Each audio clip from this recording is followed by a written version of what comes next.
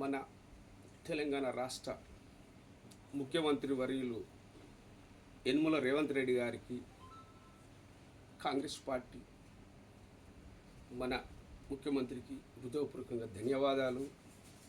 ఏదైతే మన ఎలక్షన్లలో హామీలలో మనం ఎట్లున్నామో, నువ్వు ఎట్ల గడకెక్కుతున్నావో, దేవుడు అంటాడు మాకు కనవాడు, నువ్వు మాకు రూపంలో కాదు నీళ్ళలో చూసినా రేవంత్ రెడ్డి గారు నువ్వు కనబడుతున్నావు.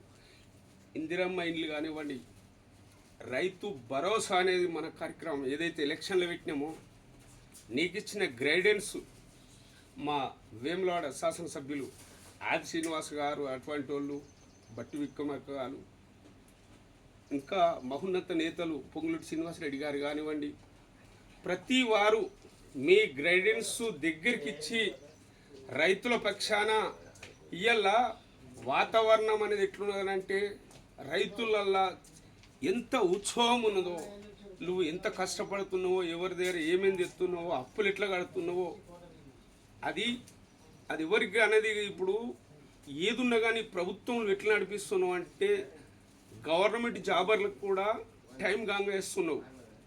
రైతులల్లో 4 రోజులు లేటు అది ఇది అనే కానీ కూడా నువ్వు ఏ విధంగా తెచ్చినావు. కానీ ఇలా తెలంగాణ రాష్ట్రంలో రైతులు అనేది సుఖశాంతులతో ఉన్నారంటే మన సర్కార్ కోసం నువ్వేం కష్టపడుతున్నావో, నీకున్న గైడెన్స్, నీకున్న దగ్గర అటువంటి మాదిసిన నాసుటోళ్ళు ఇంకా చాలామంది ఏదో ఉన్నారు, అందరూ గైడెన్స్తో మంచి రుణమాఫీ అనేది హృదయపూర్వకంగా ధన్యవాదాలు.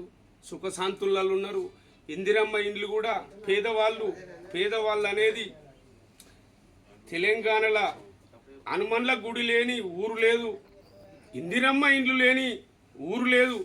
ఆ మాట ఏదైతే అన్నామో మనం ఎలక్షన్లో, అదేవిధంగా మంచి బ్రహ్మాండమైన పాలన జరుగుతుంది. ఇవాళ ఆర్టీసీ బస్ కానివ్వండి, ఉచిత కరెంట్ కానివ్వండి, ప్రతి వాడల్లో అమెరికాలో ఉన్న కానీ కూడా 200 యూనిట్లు మనకు కరెంట్ ఇచ్చినామంటే అంత సంతోషంగా ఉన్నారు. మీ సిలిండర్లు కానివ్వండి, ఒక్కటి కాదు చెప్పుకుంటూ పోతే చాలా ఉన్నది. రేవంత్ రెడ్డిజీ గారు హృదయపూర్వకంగా ధన్యవాదాలు.